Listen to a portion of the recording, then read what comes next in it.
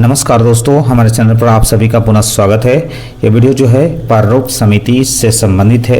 इसमें हम जानेंगे कि प्रारूप समिति ने किस तरह से संविधान निर्माण में भूमिका निभाई थी। तो आइए जानते हैं सबसे पहले प्रारूप समिति क्या थी। इसे मसौदा समिति भी कहा जाता है। प्रारूप समिति को मसौदा समिति कहा जाता है। प्रारूप समिति का गठन भारतीय संविधान सभा द्वारा 29 अगस्त 1947 को किया गया था। इसका मुख्य कार्य भारत के संविधान का प्रारूप तैयार करना था। तो प्रारूप समिति क्या करती है? भारत के संविधान का प्रारूप तैयार करने का इसको काम दिया गया था। इस समिति की अध्यक्षता जो है डॉक्टर भीमराव अंबेडकर द्वारा की गई थी। प्रारूप समिति में कुल सदस्यों की संख्या 7 थी, जिसमें अंबेडकर भी शामिल थे। यानी 7 सदस्य में अंबेडकर भी शामिल थे, यानी 6 सदस्य और एक अंबेडकर जो अध्यक्ष थे। पहले सदस्य भीमराव अंबेडकर जो कि अध्यक्ष थे प्रारूप समिति के। दूसरा एन गोपाल स्वामी अयंगर।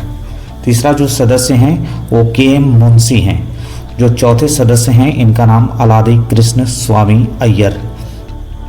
पांचवें जो सदस्य थे प्रारूप समिति के उनका नाम सैयद मोहम्मद सादुल्ला था। छठवां जो सदस्य हैं इनका नाम बी.एल. मित्र था। बाद में इनकी जगह एन माधवन राव बनाए गए। फिर उसके बाद 7वां सदस्य डी.पी. खेतान थे। बाद में टी.टी. कृष्णाचारी को बनाया गया था।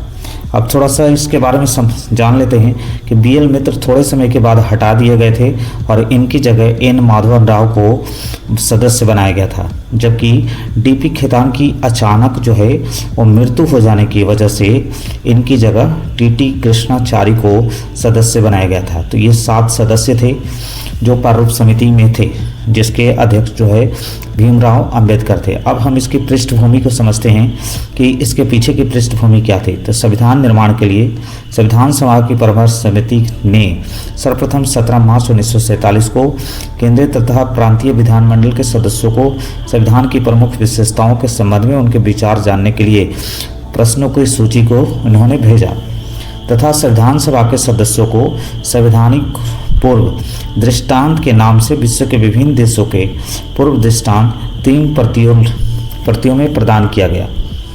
इसमें लगभग 60 देशों के संविधानों का अंश को रखा गया। यानी 60 देश के संविधान को जब 60 देश के संविधान को पूरा जब डिटेल किया गया था, उसकी जांच पड़ताल की गई, तब उसके मुख्य बातों को रखा गया। केंद्रीय और प्रांतीय विधानमंडल सदस्य द्वारा भेजे गए उत्तर के आधार पर परामर्श समिति ने एक रिपोर्ट तैयार किया। इस रिपोर्ट के आधार पर संवैधानिक जो सलाहकार थे बी.एन. राव अक्टूबर 1947 में संविधान का एक प्रथम प्रारूप तैयार किया, जिसमें 243 अनुच्छेद 13 अनुसूची थी। बी.एन. राव द्वारा तैयार संविधान के मूल पाठ पर विचार करने के लिए डॉक्टर भीमराव अंबेडकर की अध्यक्षता में एक 7 सदस्यीय समिति का गठन किया गया, जिसे हम प्रारूप समिति के नाम से जानते हैं। तो आप देख रहे हैं कि प्रारूप समिति क्या है, किस तरह से इसका गठन किया गया। प्रारूप समिति ने संविधान के मूल पाठों पर विचार करने के उपरांत 21 फरवरी 1948 को संविधान सभा के समक्ष अपना विचार रखा, जिसमें कुल 315 अनुच्छेद और 8 अनुसूची को इसमें जगह दी गई। यानी भीमराव अंबेडकर जो संविधान लाया गया उसमें 395 अनुच्छेद और 8 अनुसूची थी। संविधान सभा द्वारा संविधान के प्रारूप में संशोधन हेतु तो बड़ी संख्या में इस पर टिप्पणियां, आलोचना और सुझाव दिया गया, जिस पर विचार करने के पश्चात 26 अक्टूबर 1948 को संविधान का प्रारूप समिति ने संविधान सभा के समक्ष प्रस्तुत किया। यानी 26 अक्टूबर 1948 को इसको प्रस्तुत किया गया संविधान सभा के सब। तत्पश्चात इस प्रारूप के प्रतिलिपियां संविधान सभा के हर सदस्य को प्रदान की गई कि भाई आप इसको देखिए और अपने अपने मत रखिए। संविधान सभा के इस प्रारूप पर 3 वाचन यानी विचार विमर्श किए गए। पहला वाचन जो है वो 4 नवंबर 1948 से 9 नवंबर 1948 तक चला। दूसरा जो वाचन है वो आपका 15 नवंबर 1948 से 17 अक्टूबर 1949 तक चला।